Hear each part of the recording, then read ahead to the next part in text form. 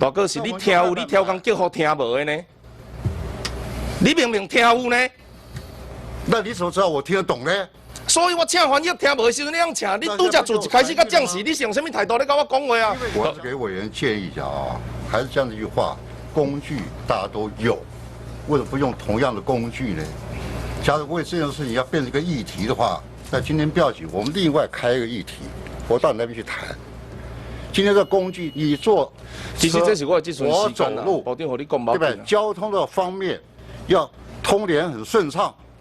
做同个工具，你有够阿爸啦！我没有阿爸，你有够阿爸啦！我没有阿爸。今仔日人花个人徛伫遮，你会叫伊卖翻译，你会叫学中文吗？看得清清楚楚。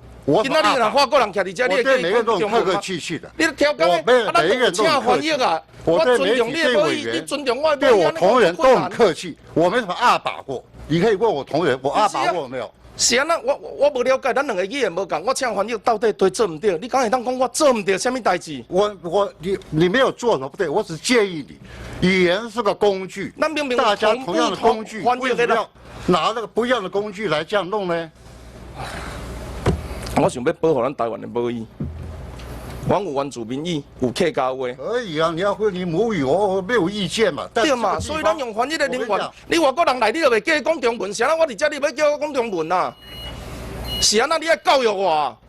我没有教育你是什么，我只跟你讲对，今天这个殿堂里，大家工具如果一致的话，只会让我们这个议会推动工作更加顺畅。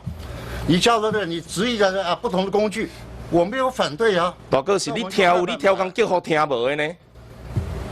你明明听有呢，那你怎么知道我听得懂呢？所以我请翻译听无的时候，你样请，你拄只做一开始甲降时，你是用什么态度咧甲我讲话啊？因为你讲你要透过这个传译嘛，那我就有传译嘛。你有需要较请嘛？会谈，我不爱跟你讲遐紧的，你正为我式的一个会谈，就跟外国人来，我私下可以跟你用英语，但这要会谈的话，这是一个尊重，大家。一定要经过传译。我请翻译对你无够尊重，爱安怎款才叫做对你尊重？干那一定要讲中文，才对你尊重；讲北京话，才对你尊重吗？你从一就位委员，我去拜会你，就很尊重你啊，你忘了吗？迄和这有什么关系？我咧讲母语啦。你讲母语我也尊重啊，你讲啊。嚯，你迄台是你一直啊，无要紧，你我时间谢谢你。我意思怎么样？我一直在尊重你。你大个问题回答进前就是语言是交通工具，你写这台语上班我都回答啦。你问的不爱，有没有告诉我们？我们知道不知道？我都回答啦。好了，后来就了了嘛，后来。